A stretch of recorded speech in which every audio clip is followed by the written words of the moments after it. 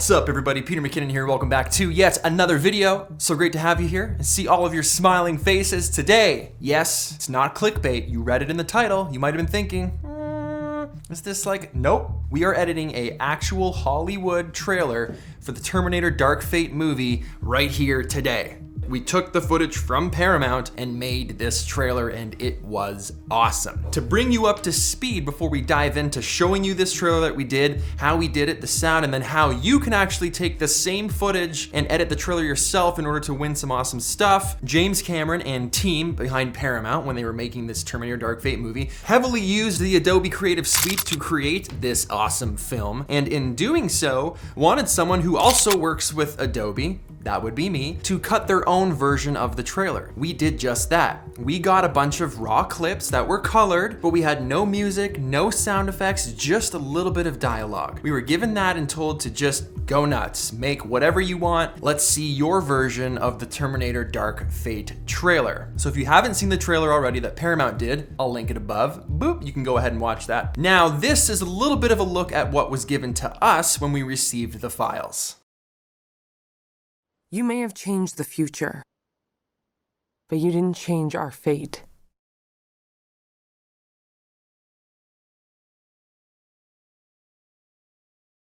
I know you're scared, but I'm here to protect you. So you can see, it looks a little weird watching a trailer with no music, no sound effects, kind of no context, just like a bunch of raw audio. So it was a lot more work than we had originally anticipated, given the fact that we're gonna have to go source all of this stuff now to make it impactful. Because if you just watch a trailer, even if it has so much action in it, without any of that extra spice, that extra sauce, it's kind of dull. It's weird, right? If we look at another clip, If you don't make it, everybody dies. it's just missing a lot. So the task was grand, but we rose to the occasion and we came up with something that we're pretty psyched about. So let me play you our version of the Dark Fate trailer for the new Terminator movie that is coming out in theaters. When's it coming out in theaters? Dark Fate.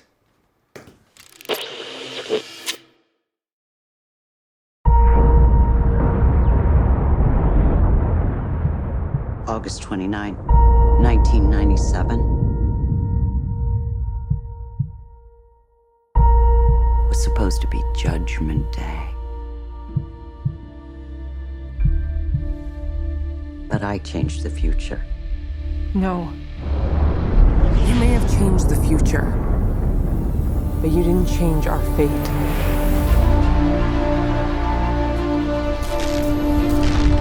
Never seen one like you before. Almost human. I am human. I know you're scared, but I'm here to protect you. Expect a big pain, brother. The whole body's a weapon. Why do you care what happens to her?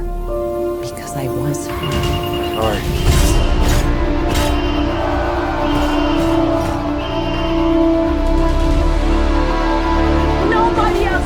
Because of me, if you don't make it, everybody dies.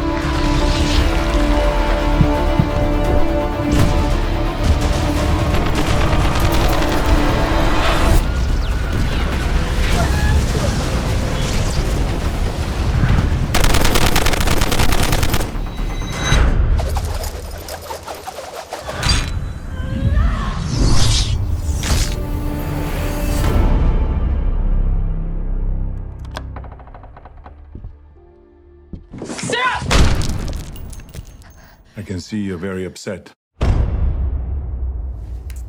There you have it. So what did you think? Now, if you've seen the original compared to what we just did, let me run you through a few of the decisions that I made from a bird's eye view that I found personally made this trailer make a lot more sense, and in my opinion, made it better than the original, if I do say so myself.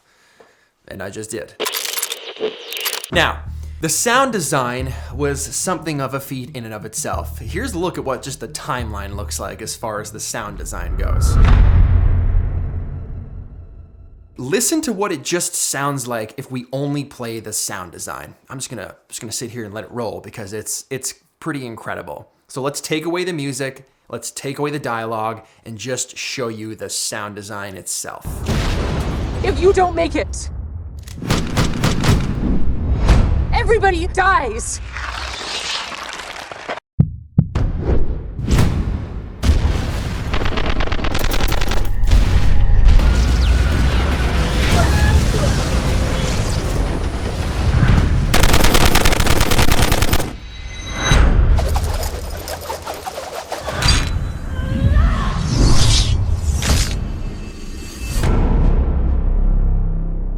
Every single gunshot, all of the slinging of the chains, someone jumps out of a helicopter.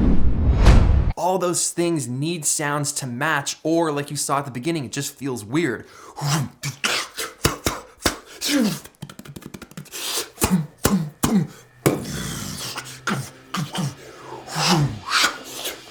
All that stuff is needed. I mean, I need it in my daily life, as you can clearly see. Another change we made at the beginning was starting with that plane crash with a couple little piano hits. Boom.